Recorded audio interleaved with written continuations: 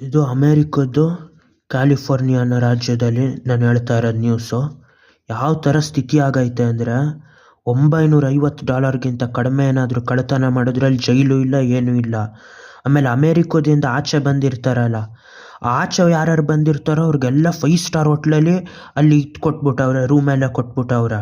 ಆಮೇಲೆ ಅಲ್ಲೇ ಒಳಗಡೆ ಉಳ್ಕೊಂಡಿರ್ತಾರಲ್ಲ ನಿಜವಾದ ಜನ, ಅವ್ರ ಮನೆ ಇಲ್ಲದೆ ಸಾಯ್ತಾ ಇದ್ರು, ನಿಜವಾದ ಅಮೇರಿಕದವ್ರಿಗೇನು ಕೊಡ್ತಾ ಇಲ್ಲ ಅಲ್ಲಿ ಒಂದು ರಾಜ್ಯದಲ್ಲಿ. ಈ ಥರ ಇಲ್ಲಿ ರಾಜಕಾರಣಿಗಳು ಹಿಂಗೆ ಮಾಡ್ತಾರೆ ಅಂತ ಎಷ್ಟು ಹೇಳಿದ್ರು ಇವ್ರು ಕೇಳೋದಿಲ್ಲ. ಇಲ್ಲೂ ಇಂಥ ಸ್ಥಿತಿ ಬಂದೇ ಬರ್ತದೆ ಇವ್ರು ಹಿಂಗೆ ಬಿಟ್ರೆ. ಆ ಫಿಲಮಲ್ಲಿ ಯಾವುದೂ ಸುಳ್ಳಾಗಿ ತೋರಿಸಿಲ್ಲ, ಎಲ್ಲ ಲೈವ್ ಆಗಿ ಇಂಟರ್ನ್ಯಾಷನಲ್ ಲೆವೆಲಲ್ಲಿ ನಡೆದೋಯ್ತಾ ಇರೋದದು. ಯಾವ ಥರ ಅಂದರೆ, ಅಲ್ಲಿ ಅವ್ರಿಗೆ ಮನೆಯೇ ಇಲ್ಲ. ಆಮೇಲೆ ಯಾರೋ ಅಂಗಡಿ ಅವ್ನು ಓಪನ್ ಮಾಡಿರ್ತಾನೆ, ಕದ್ರೆ ಅವ್ರಿಗೆ ಜೈಲೇ ಇಲ್ಲ. $950 ಎಲ್ಲ ಬಂದ್ಬಿಟ್ಟು 950 ಅಂದರೆ 60-70 ಸಾವಿರದ ಕತ್ಕೊಂಡು ಹೋಯ್ತಾ ಇರ್ತಾರೆ. ಅವ್ರಿಗೆ ಯಾವ ಜೈಲು ಇಲ್ಲ.